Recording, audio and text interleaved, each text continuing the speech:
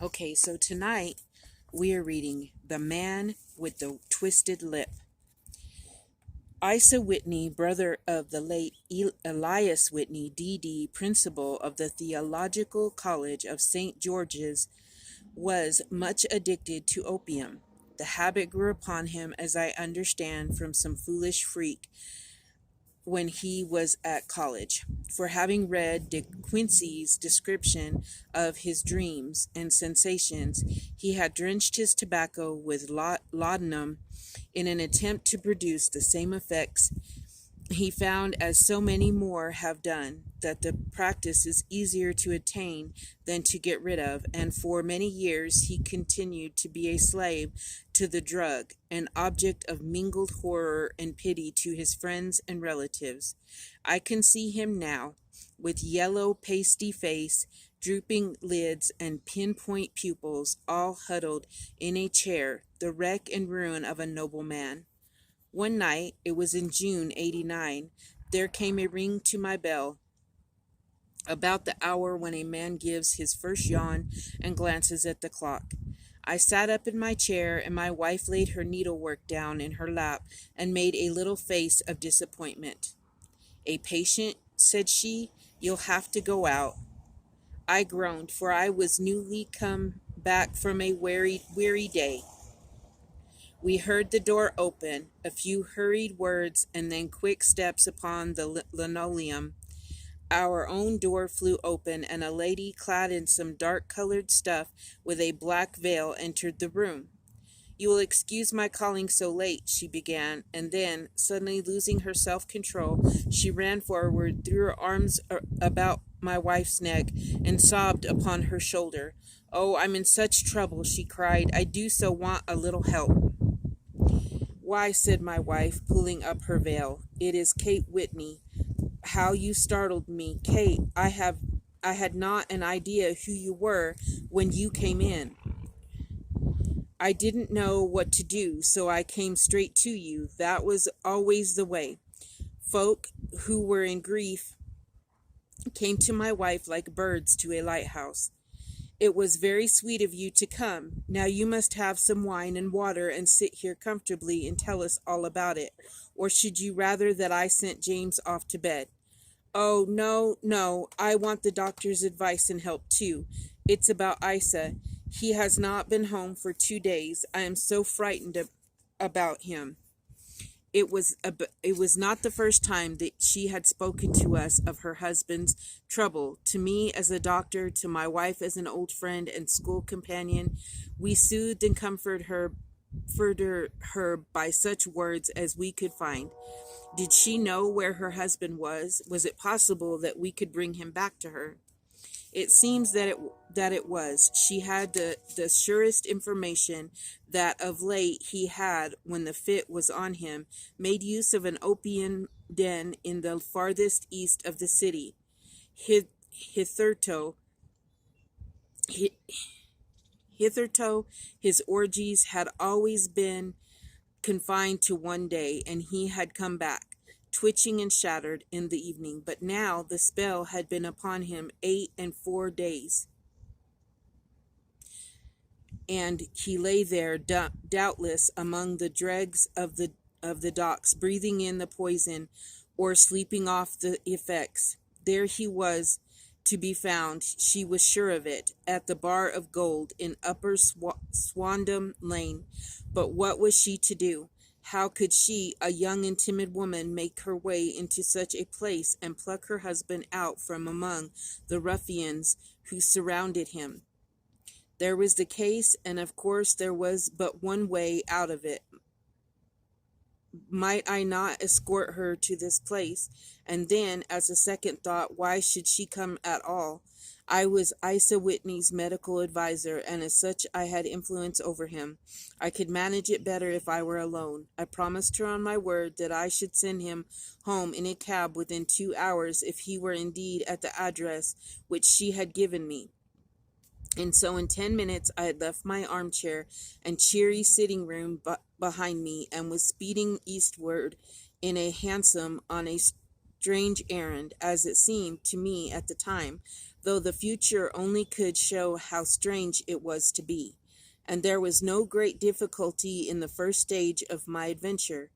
Upper Swandam Lane is a vile alley lurking behind the high wharves which line the north side of the river to the east of London Bridge, between a slop shop and a gin shop, approached by a steep flight of steps leading down to a black gap like the mouth of a cave. I found the den of which I was in search. Ordering my cab to wait, I passed down the steps, worn hollow in the center by the ceaseless tread of drunken feet, and by the light of a flickering oil lamp above the door. I found the latch and made my way into a long, low room, thick and heavy with the brown opium smoke, and terraced with wooden berths like the forecastle of an emigrant ship. Through the gloom one could dimly catch a glimpse of bodies lying in strange, fantastic poses, bowed shoulders, bent knees, heads thrown back, and chins pointing upward, with here and there a dark, lackluster eye turned upon the newcomer. Out of the black shadows there glimmered little red circles of light, now bright, now faint, as the burning poison waxed or waned in the bowls of the metal pipes. The most lay silent, but some muttered to themselves, and others talked together in a strange, low, monotonous voice, their conversation coming in gushes, and then suddenly tailing off into silence, each mumbling out his own thoughts and paying little heed to the words of his neighbor. At the farther end was a small brazier of burning charcoal, beside which, on a three-legged wooden stool, there sat a tall, thin old man, with his jaw resting upon his two fists and his elbows upon his knees, staring into the fire. As I entered, a sallow Malay attendant had hurried up with a pipe for me and a supply of the drug, beckoning me to an empty berth. "Thank you, I have not come to stay," said I. "There is a friend of mine here, Mr. Isa Whitney, and I wish to speak with him." There was a movement and an exclamation from my right, and peering through the gloom, I saw Whitney, pale, haggard, and unkempt, staring out at me. "My God, Watson," said he. He was in a pitiable state of reaction, with every nerve in a twitter. "I say, Watson, what o'clock is it?" "Nearly 11. Of what day?" "Of Friday, June 19th. "Good heavens, I thought it was Wednesday." "It is Wednesday. What do you want to frighten a chap for?" He sank his face onto his arms and began to sob in a high treble key. "I tell you that it is Friday, man. Your wife has been waiting this 2 days for you. You should be ashamed of yourself." "So I am, but you've got mixed, Watson, for what I have only been here a few hours. 3 pipes, 4 pipes, I forgot how many. But I'll go home with you. I wouldn't frighten Kate, poor little Kate. Give me your hand. Have you a cab?" "Yes, I have one waiting." "Then I shall go in it, but I must owe something. Find what I owe, Watson. I am all off color. I can do nothing for myself." I walked down the narrow passage between the double row of sleepers, holding my breath to keep out the vile, stupefying fumes of the drug, and looking about for the manager. As I passed the tall man who sat by the brazier, I felt a sudden pluck at my skirt, and a low voice whispered, "Walk past me, and then look back at me." The words fell quite distinctly upon my ear. I glanced down. They could only have come from the old man at my side, and yet he sat now as absurd as ever, very thin, very wrinkled, bent with age, an opium pipe dangling down from between his knees, as though it had dropped in sheer lassitude from his fingers. I took 2 steps forward and looked back. It took all my self-control to prevent me from breaking out into a cry of astonishment. He had turned his back so that none could see him but I. His form had filled out, his wrinkles were gone, the dull eye had regained their fire, and there, sitting by the fire and grinning at my surprise, was none other than Sherlock Holmes. He made a slight motion to me to approach him, and instantly, as he turned his face half round to the company once more, subsided into a doddering, loose-lipped senility. "Holmes," I whispered, "what on earth are you doing in this den?" "As low as you can," he answered. "I have excellent ears.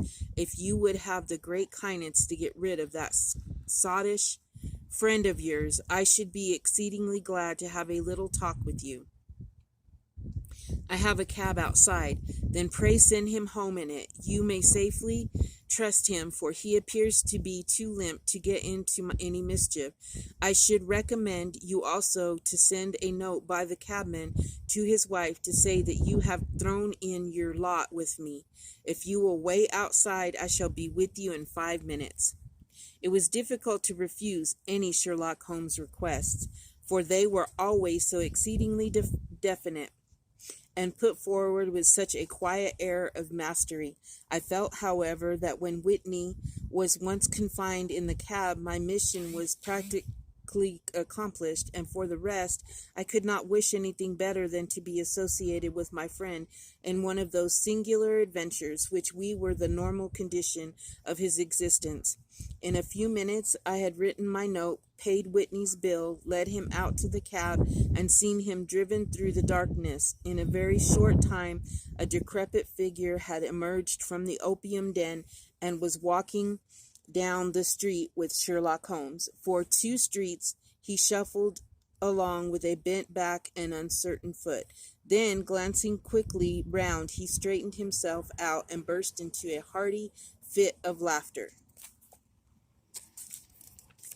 "I suppose, Watson," said he, "that you imagine that I have added opium smoking to cocaine injections and all the other little weaknesses on which you have favored me with your medical views. I was certainly surprised to find you there, but not more so than I find you. I came to find a friend, and I to find an enemy." "An enemy?" "Yes, one of my natural enemies, or shall I say my natural prey. Briefly, Watson, I am in the midst of very remarkable inquiry, and I have hoped to find a clue in the incoherent ramblings of those thoughts, as I have done before now. Had I been recognized in that den, my life would not have been worth an hour's purchase, for I have used it before now for my own purposes, and the rascally Lascar who runs it has sworn to have vengeance upon me. There is a trap door at the back of that building near the corner of Paul's Wharf, which could tell some strange tales of what has passed through it upon the moonless nights." "What? You do not mean bodies?" "Aye, bodies, Watson. We should be rich men if we had £1,000 for every poor devil who has been done to death in that den. It is the vilest murder trap on the whole riverside, and I fear that Neville St. Clair has entered it, never to leave it more. But our trap should be here." He put his 2 forefingers between his teeth and whistled shrilly, a signal which was answered by a similar whistle from the distance, followed shortly by the rattle of wheels and the click of horses' hoofs. "Now, Watson," said Holmes, as a tall dog cart dashed up through the gloom, throwing out 2 golden tunnels of yellow light from its side lanterns, "you'll come with me, won't you?" "If I can be of use." "Oh, a trusty comrade is always of use, and a chronicler still more so. My room at the Cedars is a double-bedded one." "The Cedars?" "Yes, that is Mr. St. Clair's house. I am staying there while I conduct the inquiry." "Where is it, then?" "Near Lee, in Kent. We have a 7-mile drive before us, but I am all in the dark." "Of course you are. You'll know all about it presently. Jump up here. All All right, John, we shall not need you. Here's half a crown. Look out for me tomorrow about 11. Give her her head so long then. He flicked a horse with his whip, and he dashed away through the endless succession of somber and deserted streets, which widened gradually until we were flying across a broad, balustraded bridge with the murky river flowing sluggishly between us. Beyond lay another dull wilderness of bricks and mortar, its silence broke only by the heavy, regular footfall of the policeman or the songs and shouts of some belated party of revelers. A dull rack was drifting slowly across the sky, and a star or two winkled dimly here and there through the rifts of the clouds.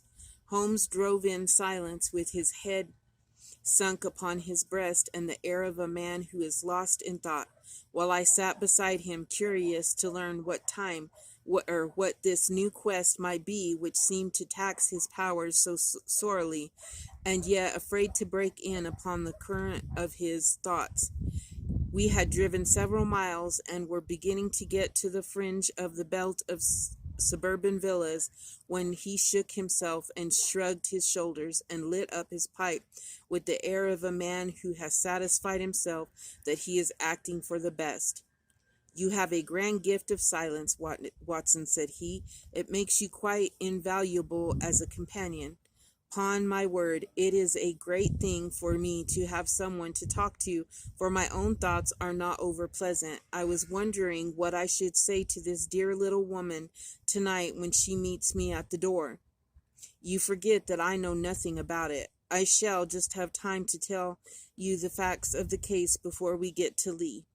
It seems absurdly simple, and yet somehow I can get nothing to go upon. There's plenty of thread, no doubt, but I can't get the end of it into my head. Now, I'll state the case clearly and concisely to you, Watson, and maybe you can see a spark where all is dark to me.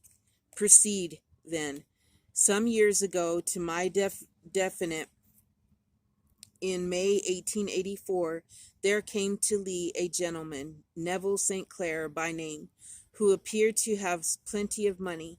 He took a large villa, laid out the grounds very nicely, and lived generally in good style. By degrees, he made friends in the neighborhood, and in 1887 he married the daughter of a local brewer, by whom he now has 2 children.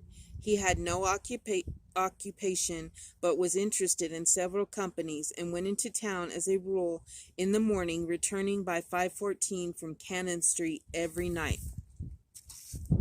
Mr. St. Clair is now 37 years of age, is a man of temperate habits, a good husband, a very affectionate father, and a man who is popular with all who know him.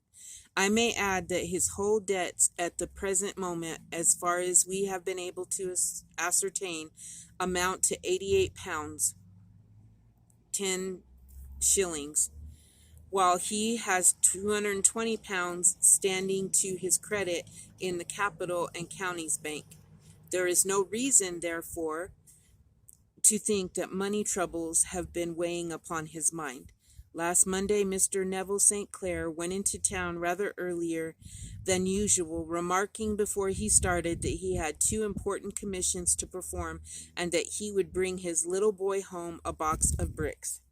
Now, by the merest chance, his wife received a telegram upon this same Monday, very shortly after his departure, to the effect that a small parcel of considerable value, which she had been expecting, was waiting for her at the offices of the Aberdeen Shipping Company. Now, if you are well up in your London, you will know that the office of the company is in Fresno Street, which branches out of the upper Swandam Lane, where you found me tonight. Mrs. St. Clair had her lunch, started for the city, did some shopping, proceeded to the company's office, got her packet, and found herself at exactly 4:35 walking through Swandam Lane on her way back to the station. Have you followed me so far? It is very clear. If you remember, Monday was an exceedingly hot day, and Mrs. St. Clair walked slowly, glancing about in the hope of seeing a cab, as she did not like the neighborhood in which she found herself. While she was walking in this way down Swandam Lane, she suddenly heard an ejaculation or cry, and was struck cold to see her husband looking down at her, and, as it seemed to her, beckoning to her from a second-floor window. The window was open, and she distinctly saw his face, which she described as being terribly agitated. He waved his hands frantically to her, and then vanished from the window so suddenly that it seemed to her that he had been plucked back by some irresistible force from behind. One singular point which struck her quick feminine eye was that although he wore some dark coat such as he had started to town in, he had on neither collar nor necktie. Convinced that something was amiss with him, she rushed down the steps, for the house was none other than the opium den in which you found me tonight, and running through the front room, she attempted to ascend the stairs which led to the first floor. At the foot of the stairs, however, she met this Lascar scoundrel for whom I have spoken, who thrust her back, and, aided by a Dane who acts as assistant there, pushed her out into the street. Filled with the most maddening doubts and fears, she rushed down the lane, and by rare good fortune met in Fresno Street a number of constables with an inspector, all on their way to their beat. The inspector and two men accompanied her back, and in spite of the continued resistance of the proprietor, they made their way to the room in which Mr. St. Clair had last been seen. There was no sign of him there. In fact, in the whole of that floor there was no one to be found, save a crippled wretch of hideous aspect, who it seems made his home there. Both he and the Lascar stoutly swore that no one else had been in the front room during the afternoon. So determined was their denial that the inspector was staggered, and had almost come to believe that Mrs. St. Clair had been deluded, when, with a cry, she sprang at a small deal box which lay upon the table, and tore the lid from it. Out there fell a cascade of children's bricks. It was the toy which he had promised to bring home. This discovery, and the evident confusion which the cripple showed, made the inspector realize that the matter was serious. The rooms were carefully examined, and results all pointed to an abominable crime.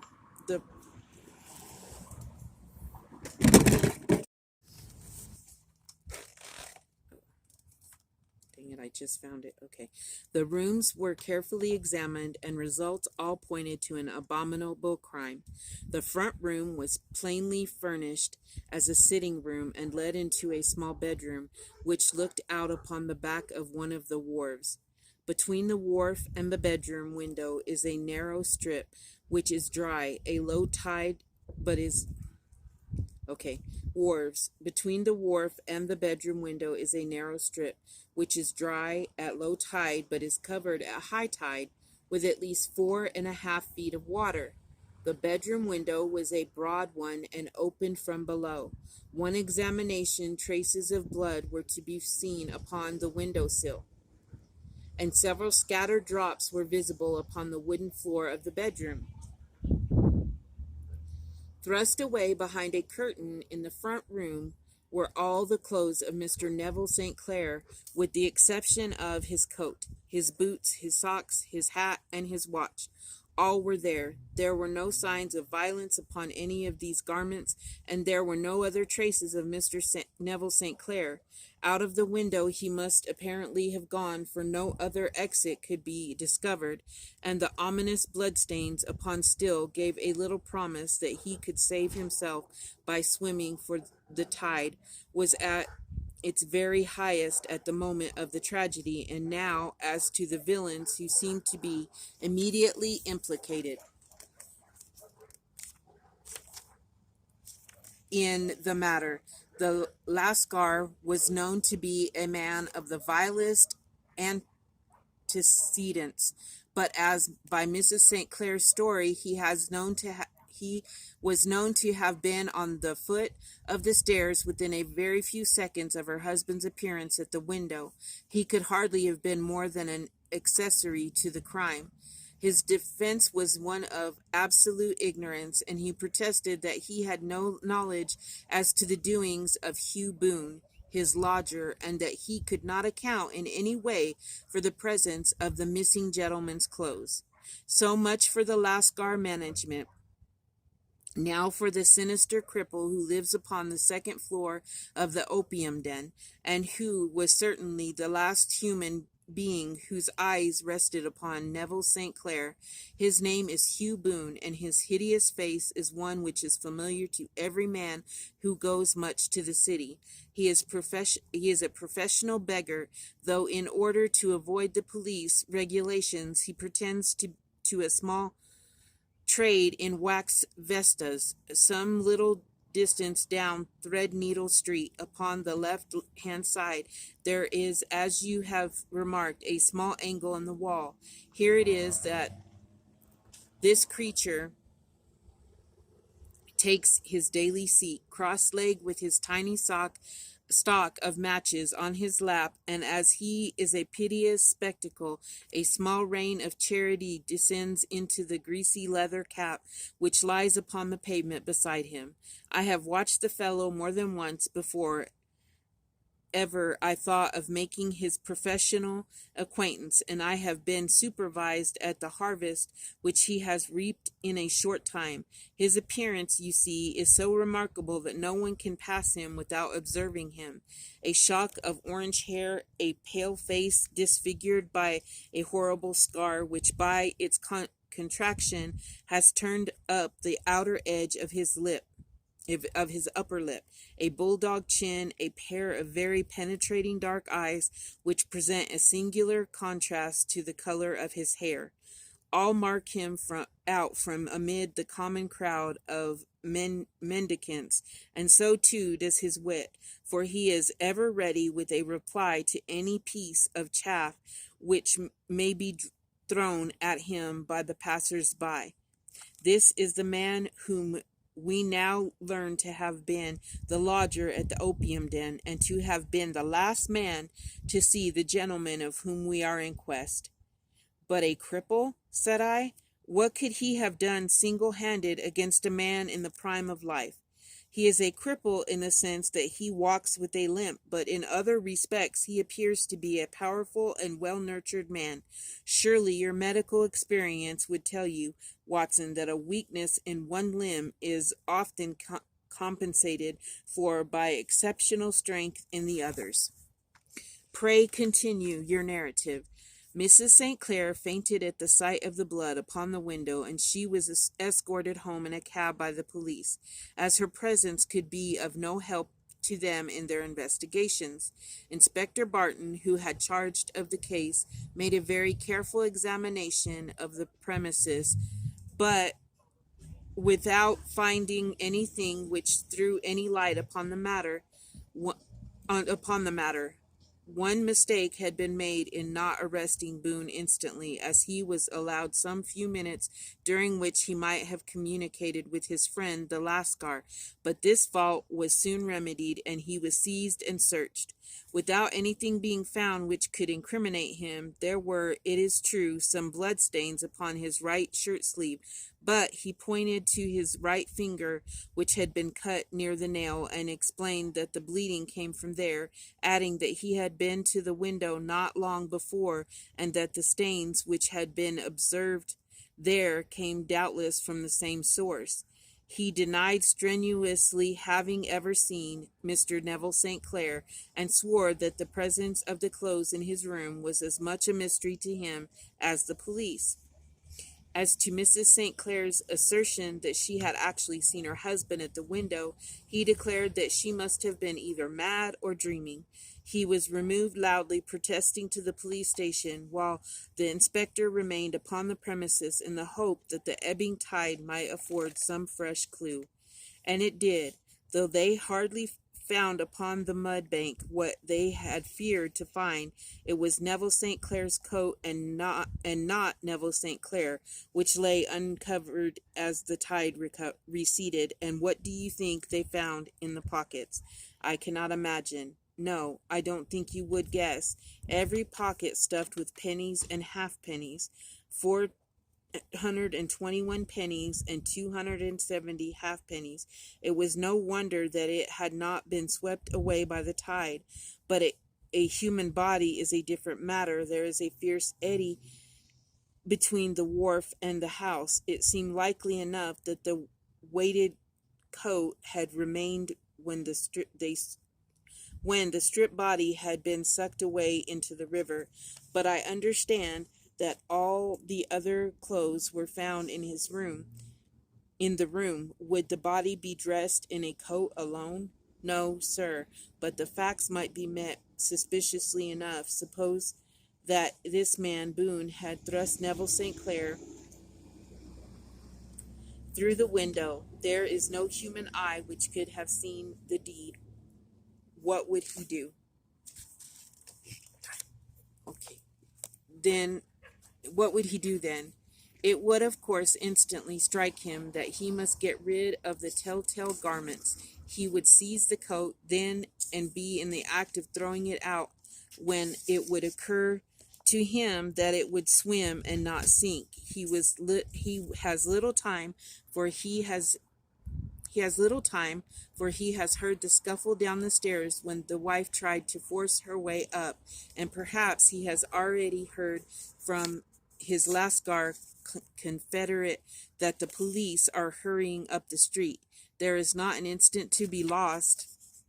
He rushes to some secret hoard where he has accumulated the fruits of his beggary, and he stuffs all the coins upon which he can lay his hands into the pockets and make sure the coat's sinking. He throws it out, and would have done the same with the other garments had not he heard the rush of steps below, and only just had time to close the window when the police appeared. It certainly sounds feasible. Well, we will take it as a working hypothesis for want of a better. Boone, as I have told you, was arrested and taken to the station, but it could not be shown that there had ever before been anything against him. He had for years been known as a professional beggar, but his life appeared to have been a very quiet and innocent one. There the matter stands at present, that the questions which have to be solved: what Neville St. Clair was doing in the opium den, what happened to him when there is he now, where is he now, and what Hugh Boone had to do with his disappearance, are all as far from a solution as ever. I confess that I cannot recall any case within my experience which looked at the first glance so simple, and yet which presented such difficulties. While Sherlock Holmes had been detailing his singular series of events, we had been whirling through the outskirts of the great town until the last straggling houses had been left behind, and we rattled along with a country hedge upon either side of us. Just as he finished, however, we drove through two scattered villages where a few lights still glimmered in the windows. "We are on the outskirts of Lee," said my companion. "We have touched on 3 English countries in our short drive, starting in Middlesex, passing over at Angle of Surrey, and ending in Kent.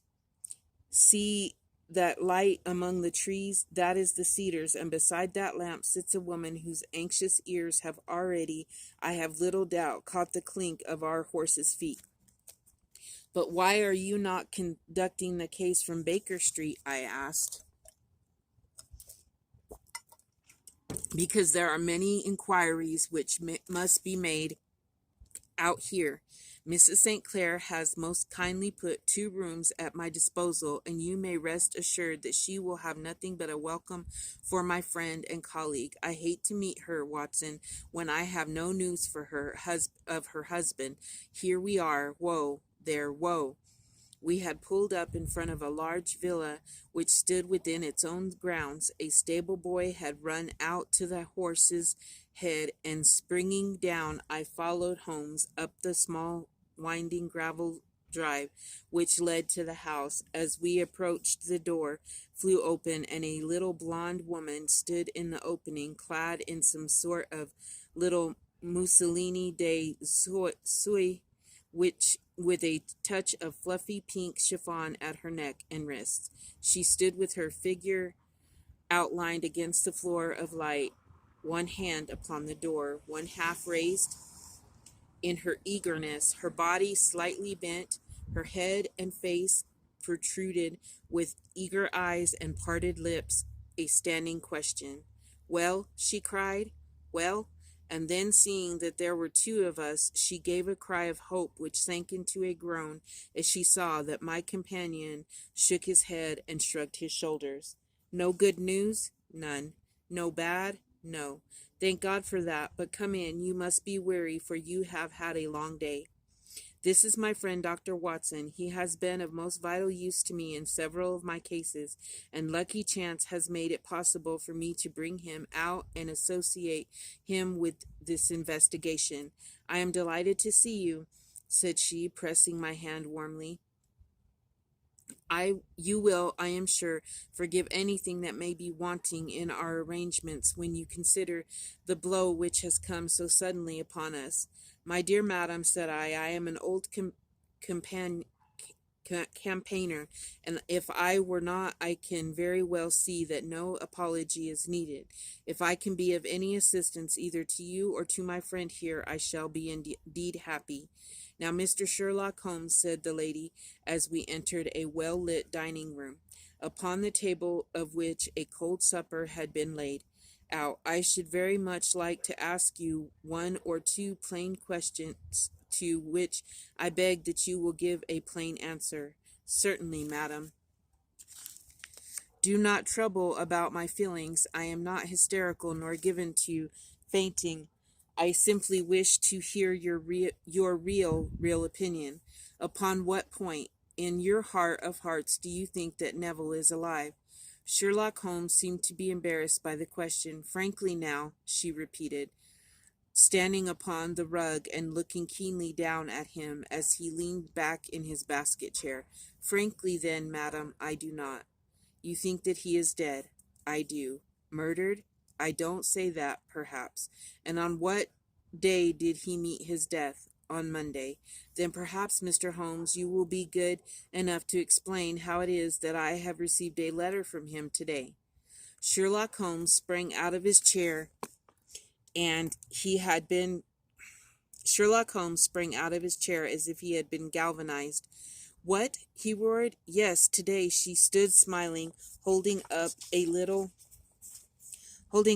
slip of paper in the air. "May I see it?" "Certainly." He snatched it from her in his eagerness, and smoothing it out upon the table, he drew over the lamp and examined it intently. I had left my chair and was gazing at it over his shoulder. The envelope was a very coarse one, and was stamped with the Gravesend postmark, and with the date of that very day, or rather of the day before, for it was considerably after midnight. "Coarse writing," murmured Holmes. "Surely this is not your husband's writing, madam."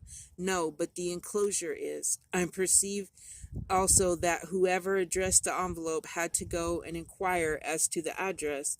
"How can you tell that?" "The name, you see, is in perfectly black ink, which has dried itself. The rest, of the grayish color, which shows that blotting paper has been used. If it had been written straight off and then blotted, none would be of a deep black shade. This man has written the name, and there has There has then been a pause before he wrote the address, which can only mean that he was not familiar with it. It is, of course, a trifle, but there is nothing so important as trifles. Let us now see the letter. Ha! There has been an enclosure here. Yes, there was a ring, his signet ring. And you are sure that this is your husband's hand? One of his hands. One, his hand when he wrote hurriedly. It is very unlike his usual writing, and yet I know it well. Dearest, do not be frightened. All will come well. There is a huge error which it may take some little time to rectify. Wait in patience, Neville. Written in pencil upon the fly leaf of a book, octavo size, no watermark.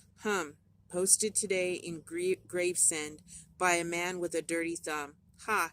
And the flap has been gummed, if I am not very much in error, by a person who had been chewing tobacco, and you have no doubt that it is your husband's hand, madam? None. Neville wrote those words. They were posted today at Gravesend. Well, Mrs. St. Clair, this cloud's lightened, though I should not venture to say that the danger is over, but he must be alive, Mr. Holmes, unless this is a clever forgery to put us on the wrong scent. The ring, after all, proves nothing. It may have been taken from him. No, it is his very own writing. Very well. It may, however, have been written on Monday and only posted today. That is possible.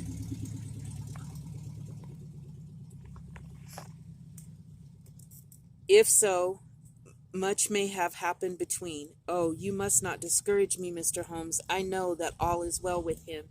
There is so keen a sympathy between us that I should know if evil came upon him. On the very day that I saw him last, he cut himself in the bedroom, and yet I, in the dining room, rushed upstairs instantly with the utmost certainty that something had happened. Do you think that I would respond to such a trifle and yet be ignorant of his death? I have seen too much not to know that the impression of a woman may be more valuable than the conclusion of an analytical reasoner, and in this letter you certainly have a very strong piece of evidence to corroborate your view. But if your husband is alive and able to write letters, why should he remain away from you? I cannot imagine. It is unthinkable. And on Monday he made no remarks before leaving you? No. And you were surprised to see him in Swandon Lane? Very much so. Was the window open? Yes. Then he might have called to you. He might. He only, as I understand, gave an inarticulate cry. Yes. A call for help, you thought? Yes, he waved his hands, but it might have been a cry of surprise. Astonishment at the unexpected sight of you might cause him to throw up his hands. It is possible. And you thought he was pulled back? He disappeared so suddenly. He might have leapt back. You did not see anyone else in the room? No, but this horrible man confessed to having been there, and the Lascar was at the foot of the stairs. Quite so. Your husband, as far as you could see, had his ordinary clothes on, but without his collar or tie. I distinctly saw his bare throat. Had he ever spoken of Swandon Lane? Never. Had he ever showed any signs of having taken opium? Never. Thank you, Mrs. St. Clair. Those are the principal points about which I wished to be absolutely clear. We shall now have a little supper and then retire, for we may have a very busy day tomorrow. A large and comfortable double-bedded room had been placed at our disposal, and I was quickly between the sheets, for I was weary after my night of adventure. Sherlock Holmes was a man, however, who, when he had unsolved problem upon his mind, would go for days and even for a week without rest, turning it over, rearranging his facts, looking at it from every point of view until he had either fathomed it or convinced himself that his data were insufficient. It was soon evident to me that he was now preparing for an all-night sitting. He took off his coat and waistcoat, put on a large blue dressing gown, and then wandered about the room, collecting pillows from his bed and cushions from the sofa and armchairs. With these he constructed a sort of eastern divan upon which he perched himself cross-legged with an ounce of shag tobacco and a box of matches laid out in front of him. In the dim light of the lamp I saw him sitting there, an old briar pipe between his lips, his eyes fixed vacantly upon the corner of the ceiling, the blue smoke curling up from him, silent, motionless, with the light shining upon his strong set equiline features. So he sat as I dropped off to sleep, and so he sat when a sudden ejaculation caused me to wake up, and I found the summer sun shining into the apartment. The pipe was still between his lips, the smoke still curled upward, and the room was full of a dense tobacco haze, but nothing remained of the heap of a shag which I had been upon the previous night. Awake, Watson, he asked. Awake, Watson, he asked. Yes. Game for a morning drive? Certainly. Then dress. No one is stirring yet, but I know where the stable boy sleeps, and we shall soon have the trap out. He chuckled to himself as he spoke. His eyes twinkled, and he seemed a different man to the somber thinker of the previous night. As I dressed, I glanced at my watch. It was no wonder that no one was stirring. It was 25 minutes past 4. I had hardly finished when Mr. Holmes returned with the news that the boy was putting in the horse. I want to test a little theory of mine, said he, pulling on his boots. I think, Watson, that you are now standing in the presence of one of the most absolute fools in Europe.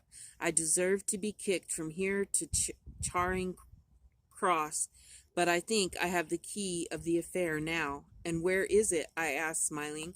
In the bathroom, he answered. Oh, yes, I am not joking, he continued, seeing my look of incredulity. I have just been there, and I have taken it out, and I have got it in the Gladstone bag. Come on, my boy, and we shall see whether it will not fit the lock. We made our way downstairs as quietly as possible, and out in the bright morning sunshine.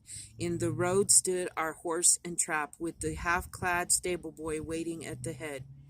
We both sprang in, and away we dashed down the London road. A few country carts were stirring, bearing in vegetables to the metropolis, but the lines of villas on either side were as silent and lifeless as some city in a dream.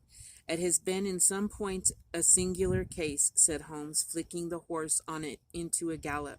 I confess that I have been as blind as a mole, but it is better to learn wisdom late than never to learn it at all. In town, the earliest risers were just beginning to look sleepily from their windows as we drove through the streets of the Surrey side. Passing down the Waterloo Bridge Road, we crossed over the river and, dashing up Wellington Street, wheeled sharply to the right and found ourselves in Bow Street. Sherlock Holmes was well known to the force, and the two constables at the door saluted him. One of them held the horse's head while the other led us in. Who is on duty? Asked Holmes. Inspector Bradstreet, sir. Ah, Bradstreet, how are you? A tall, stout official had come down the stone-flagged passage in a peaked cap and frogged jacket. I wish to have a quiet word with you, Bradstreet. Certainly, Mr. Holmes. Step into my room here. It was a small, office-like room with a huge ledger upon the table and a telephone projecting from the wall. The inspector sat down at his desk. What can I do for you, Mr. Holmes? I called about the beggar man Boone, the one who was charged with being concerned in the disappearance of Mr. Neville St. Clair of Lee. Yes, he was brought up and remanded for further inquiries. So I heard. You have him here? In the cells. Is he quiet? Oh, he gives no trouble, but he is a dirty scoundrel. Dirty? Yes, it is all we can do to make him wash his hands, and his face is as black as a tinker's. Well, when once his case has been settled, he will have a regular prison bath, and I think if you saw him, you would agree with me that he needed it. I should like to see him very much. Would you? That is easily done. Come this way. You can leave your bag. No, I think that I'll take it. Very good. Come this way, if you please. He led us down a passage, opened a barred door, passed down a winding stair, down winding stair, and brought us to a whitewashed corridor with a line of doors on each side. The third on the right is his, and said the inspector. Here it is. He quietly shot back a panel in the upper part of the door and glanced through. He is asleep, said he. You can see him very well. We both put our eyes to the grating. The prisoner lay with his face towards us in a very deep sleep, breathing slowly and heavily. He was a middle-sized man, coarsely clad as became his calling, with a collared shirt protruding through the rent in his tattered coat. He was, as the inspector had said, extremely dirty, but the grime which covered his face could not conceal its repulsive ugliness. A broad wheal from an old scar ran right across it from eye to chin, and by its contraction had turned up one side of the upper lip, so that 3 teeth were exposed in a perpetual snarl. A shock of very bright red hair grew low over his eyes and forehead. He's a beauty, isn't he? Said the inspector. He certainly needs a wash, remarked Holmes. I had an idea that he might, and I took the liberty of bringing the tools with me. He opened the Gladstone bag as he spoke, and took out, to my astonishment, a very large bath sponge. He, you are a funny one, chuckled the inspector. Now, if you will have the great goodness to open that door very quietly, we will soon make a much more respectable figure. Well, I don't know why not, said the inspector. He doesn't look a credit to the Bow Street cells, does he? He slipped his key into the lock, and we all very quietly entered the cell. The sleeper half turned, and then settled down once more into a deep slumber. Holmes stooped to the water jug, moistened his sponge, and then rubbed it twice vigorously across and down the prisoner's face. Let me introduce you, he shouted, to Mr. Neville St. Clair of Lee in the county of Kent. Never in my life have I seen such a sight. The man's face peeled off under the sponge, like the bark from a tree. Gone was the coarse brown tint. Gone, too, was the horrid scar which had seamed it across, and the twisted lip which had given the repulsive sneer to the face. A twitch brought away the tangled red hair, and there, sitting up in his bed, was a pale, sad-faced, refined-looking man, black-haired and smooth-skinned, rubbing his eyes and staring about him with sleepy bewilderment. Then, suddenly realizing the exposure, he broke into a scream and threw himself down with his face in the pillow. Great heavens, cried the inspector, it is indeed the missing man. I know him from the photograph. The prisoner turned with the reckless air of a man who abandons himself to his destiny. Be it so, said he. And pray, what am I charged with? With making away with Mr. Neville St. Oh, come, you can't be charged with that unless they make a case of attempted suicide of it, said the inspector with a grin. Well, I have been 27 years in the force, but this really takes the cake. If I am Mr. If I am Mr. Neville St. Clair, then it is obvious that no crime has been committed, and that, therefore, I am illegally detained. No crime, but a very great error has been committed, said Holmes. You would have done better to have trusted your wife. It was not the wife, it was the children, groaned his prisoner. God help me, I would not have them ashamed of their father. My God, what an exposure! What can I do? Sherlock Holmes sat down beside him on the couch and patted him kindly on the shoulder. If you leave it to a court of law to clear the matter, said he, of course you can hardly avoid publicity. On the other hand, if you convince the police authorities that there is no possible case against you, I do not know that there is any reason that the details should find their way into the papers. Inspector Bradstreet would, I am sure, make notes upon anything which you might tell us and submit it to the proper authorities. The case would then never go into court at all. God bless you, cried the prisoner passionately. I would have endured imprisonment, even execution, rather than have left my miserable secret as a family blot to my children. You are the first who have ever heard my story. My father was a schoolmaster in Chesterfield, where I received an excellent education. I traveled in my youth, took to the stage, and finally became a reporter on an evening paper in London. One day my editor wished to have a series of articles upon begging in the metropolis, and I volunteered to supply them. There was the point from which all my adventures started. It was only by trying begging as an amateur that I could get the facts upon which to base my articles. When an actor, I had, of course, learned all the secrets of makeup and had been famous in the green room for my skill. I took advantage now of my attainments. I painted my face, and to make myself as pitiable as possible, I made a good scar and fixed one side of my lip in a twist by the aid of a small slip of flesh-colored plaster. Then, with a red head of hair and an appropriate dress, I took my station to the business part of the city, ostensibly as a match seller, but really as a beggar. For 7 hours I plied my trade, and when I returned home in the evening, I found to my surprise that I had received no less than 26 shillings and 4 pence. I wrote my article and thought little more of the matter until some time later I backed a bill for a friend and had a writ served upon me for £25.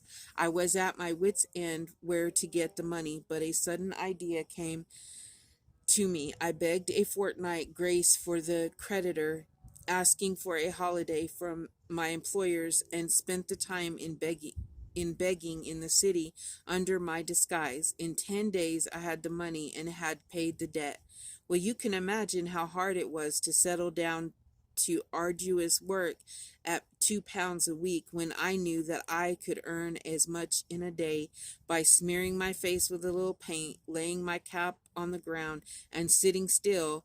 It was a long fight between my pride and the money, but the dollars won at last, and I threw up reporting and sat day after day in the corner which I had first chosen, inspiring pity by my ghastly face and filling my pockets with coppers. Only one man knew my secret. He was the keeper of a low den in which I used to lodge in Swandam Lane, where I could every morning emerge as a squalid beggar, and in the evenings transform myself into a well-dressed man about town. This fellow, a Lascar, was well paid by me for his rooms, so that I knew that my secret was safe in his possession. Well, very soon I found that I was saving considerable sums of money. I do not mean that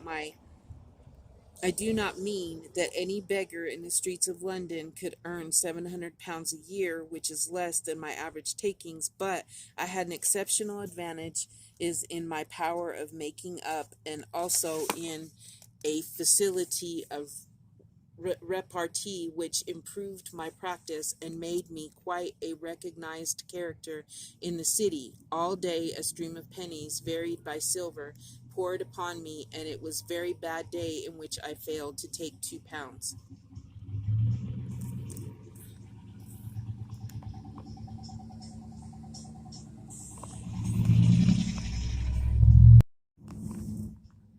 As I grew richer, I grew more ambitious, took a house in the country, and eventually married, without anyone having a suspicion as to my real occupation.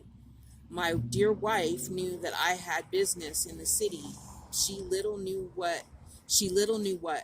Last Monday I had finished for the day and was dressing in my room above the opium den when I looked out of my window and saw, to my horror and astonishment, that my wife was standing in the street, with her eyes fixed full upon me.